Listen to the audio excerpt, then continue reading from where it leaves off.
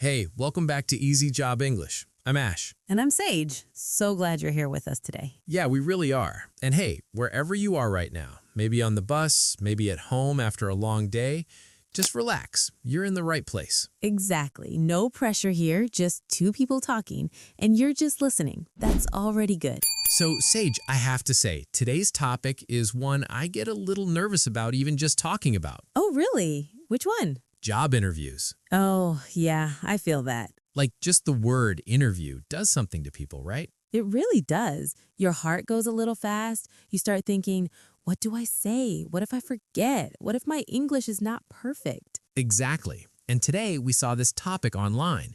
Easy job interview English. Answer confidently and naturally. And we thought, okay, we need to talk about this. Because so many people feel this way. They know the job, they have the skills, but English in an interview, that feels scary. And we want to say right now, if that's you, you are not alone, not even a little. Not at all.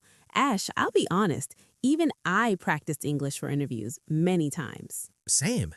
I used to write down answers and read them again and again. So yeah, we get it. And today we're going to talk about it together, like a conversation, not a lesson. Just two people talking about something real. That's it. And listener, just listen for now. You don't have to do anything, just be here with us. Okay, so Sage, let's start from the beginning.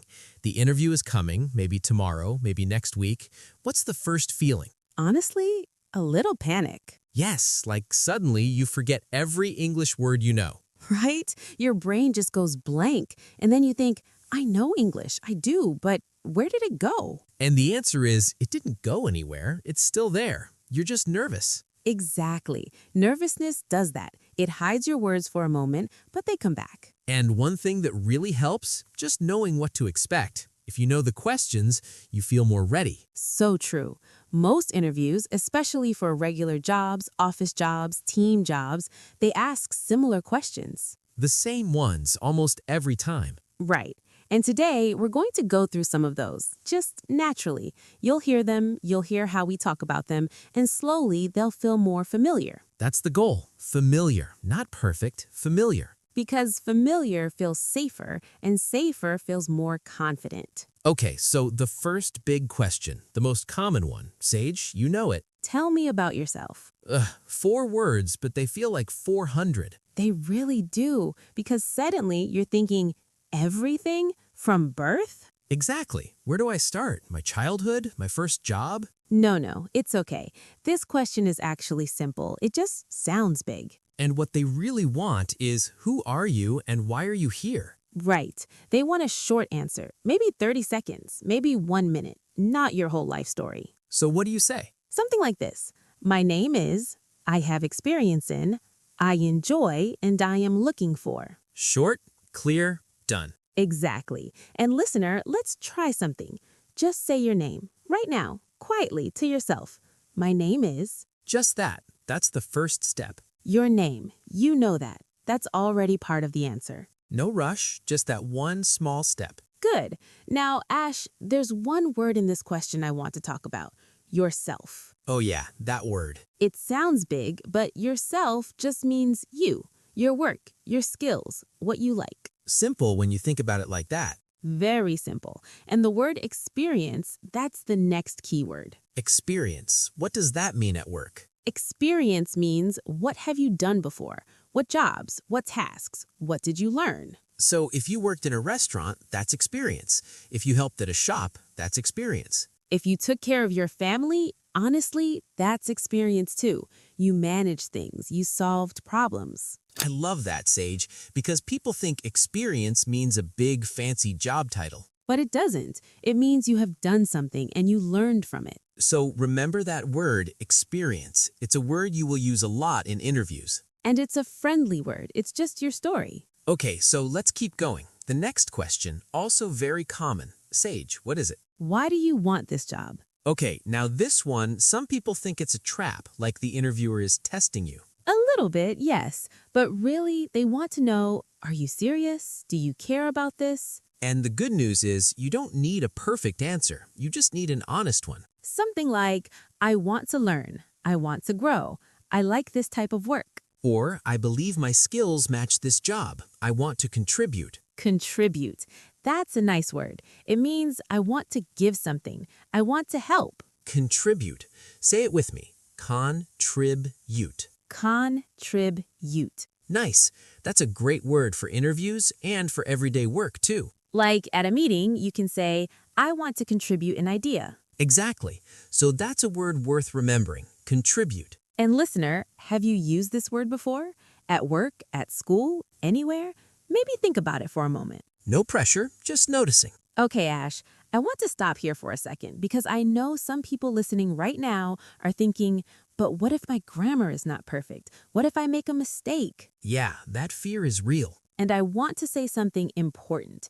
In a job interview, especially for non-English speaking countries or international workplaces, they are not grading your grammar. They're listening for you, your personality, your honesty, your effort.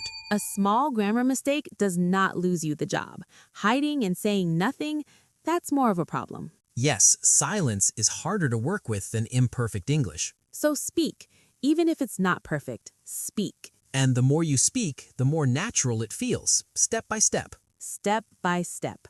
That's our model today. Okay, let's talk about another common question. This one makes people nervous too. What is your biggest strength? Oh, the strength question. Why is this one hard? Because it feels like boasting. Like, look at me, I am wonderful. Right, it feels uncomfortable to say nice things about yourself. But here's the thing. They're not asking you to boast. They're asking what you do well. And that's just information. Like if someone asks, are you good at cooking? And you are, you just say yes. That's not boasting, that's honest. Exactly. So your strength might be, I am careful, or I am good with people, or I learn quickly. All of those are real strengths, and they all sound great in an interview. And you don't need a list of 10 things. 1 or 2 is enough. Simple and clear always wins. Now, Ash, the scary one. What is your weakness? Ugh, why do they always ask this? Because they want to see how self-aware you are. Do you know yourself? Can you learn and grow? So the trick is, name a real weakness, but also show that you are working on it. Exactly. Like, I sometimes get nervous speaking in front of groups, but I am practicing. Or, I want to improve my computer skills, so I am learning online. See, that's honest. That's growth. That's what they want to hear. Not, I have no weaknesses. Nobody believes that. Nobody. And it makes you seem less human. So be real, be honest, and show that you are trying. And listener, right now, can you think of one small thing you want to improve? At work or in life? Just think of one. You don't have to say it. Just notice it. That's your weakness answer. Right there. Okay, let's keep going, because there are a few more questions that come up a lot. Yes, and one of them is, can you work in a team? This one is almost always in every interview. Because most jobs have teams. You're not working alone on a mountain somewhere. Usually. Usually. And the answer here is almost always yes. But how you say it matters. Right. Don't just say yes, add a little. Like, yes, I enjoy working with others. I think teamwork helps us do better. Or, yes, I like helping my colleagues, and I like learning from them too. See? That answer says yes, but it also says who you are. It shows you think about other people. That's very attractive to a company. And the word colleagues, that's just a work word for the people you work with. Colleagues. Colleagues. Colleagues, your team, your workmates. That's a good office word to know. My colleagues are helpful. I work well with my colleagues. Try saying it once. Colleagues, just once, quietly. Just to feel it in your mouth. Colleagues. Perfect. Now, Ash, I want to take a soft moment here. Just a breath. Yes. Let's just pause for a moment. If you're listening and you feel like, this is a lot, I'm not sure I can remember all this, that's completely okay. You don't need to remember everything today. You are learning slowly, and slowly is fine. Just listening is already doing something good. Your brain is picking up the rhythm, the sounds, the feel of English. And the more you listen, the more natural it feels. You don't have to force it. Just be here. That's enough. Okay, so we talked about the common questions. Now let's talk about something people forget.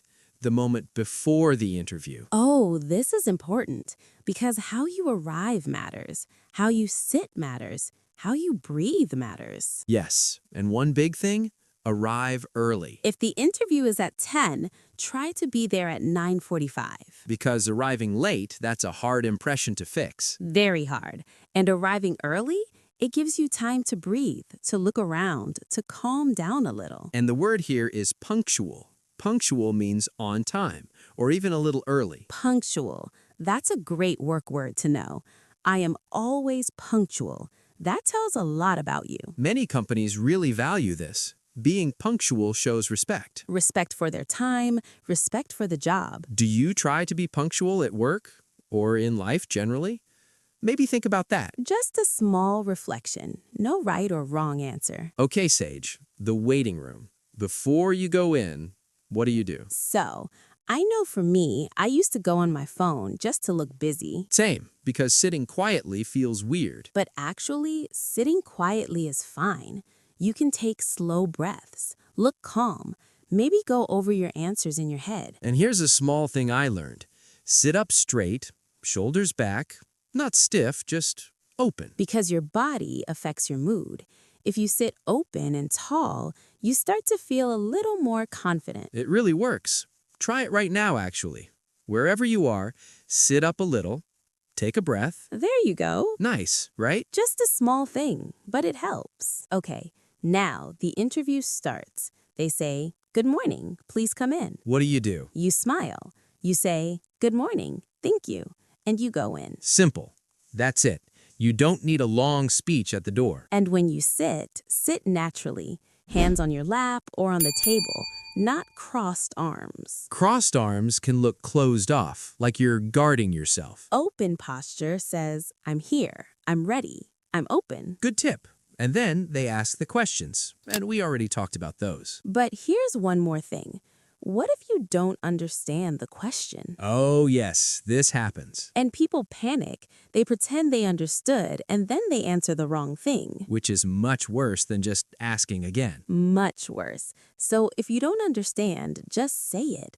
"I'm sorry, could you say that again, please?" Or, "Could you explain a little more?" That's it. That's all you need. And the thing is, asking for clarification is not a sign of weakness. It's actually very professional. It shows you want to answer correctly. Good listeners always ask when they need to. That's a skill. And it's a brave skill, too. It takes confidence to say, "I didn't understand." So practice that sentence. "Could you please say that again?" Let's try it together. Could you please say that again? Perfect. That's a sentence you can use anywhere, in a meeting, with a colleague, in an interview. Super useful. Very workplace friendly. Okay, Sage, the interview is almost done. They ask, "Do you have any questions for us?" Ah, this one. And most people say, "No, I think I have everything. Thank you." Which is fine. But if you want to leave a good impression, Ask one small, nice question. like, could you tell me about the team I would work with? Or, what does a normal day in this job look like? These questions say, I'm thinking seriously about this job. I'm curious. I'm professional. And curious is a very good thing to seem in an interview. Curious means this person wants to learn, and every employer loves that. So think about one question you could ask, just one, about the team, the work, the office culture. And if you truly can't think of one, saying, "Thank you, I think you covered everything very clearly," is also very nice. Very gracious. Gracious, that's a nice word. It means polite and warm. We'll save that one for another episode. Deal. Okay, so the interview is done. You shake hands, maybe, or nod, or just say thank you, and you leave. And then you wait. The hardest part. The absolute hardest, because your brain replays everything. Did I say that right? Should I have said this instead? I know that feeling so well. And here's what I want to say to every listener right now. You did your best. That's what matters. Whatever happened in that room, you showed up. You tried. That takes courage. Real courage, because not everyone can walk into a room and speak in their second or third language. That is not a small thing. That is a big thing. And every interview, even if you don't get the job, teaches you something. Every single one. Your English gets a little better. Your confidence gets a little stronger. step by step. Step by step, always. And Ash, one more practical thing. After the interview, if you want, you can send a short follow-up message. Oh, yes. This is something a lot of people don't do, but it's a nice touch. Something simple, just an email or a message. Thank you for your time today. I enjoyed learning about the company. Short, professional, warm. And it keeps your name in their mind, in a good way. Very smart. Now, listener, let's do a quick review. We went through a lot today, but gently, no pressure. We talked about common interview questions. Tell me about yourself. Why do you want this job? What is your strength, your weakness? Can you work in a team? We talked about arriving on time, being punctual. We talked about what to do if you don't understand a question. Ask for clarification. Could you please say that again? We talked about asking your own question at the end. And we talked about the follow-up after. And through all of this, we talked about feelings too, because feelings are part of the interview. Nervousness is normal. A small mistake is normal.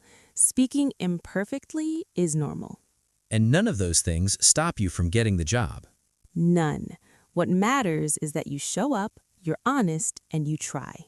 That's it, really. And one last thing before we go. Listener, you are already doing something great. You are listening to English right now, after maybe a long day, maybe on a small phone screen, maybe tired.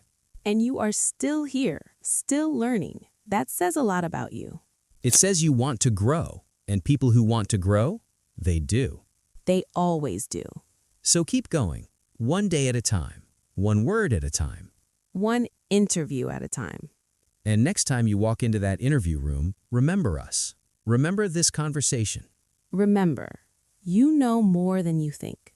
You've already heard these questions. You've already thought about your answers. And you've already practiced right here, today. That's preparation, real preparation. Ash, I feel like we should end with a question for our listeners. Yes. Tell us, have you had a job interview before? In English or in any language? How did you feel? Were you nervous? Were you calm? Drop a comment if you're comfortable. We love reading them. And if you have a question about words, about phrases, about anything we talked about today, ask. We're here. We really are. Okay, Sage, time to wrap up? Time to wrap up. Thank you for being here today. Seriously. From me and Ash, take care of yourself, rest well, and we'll see you next time. See you next time. Bye. Bye.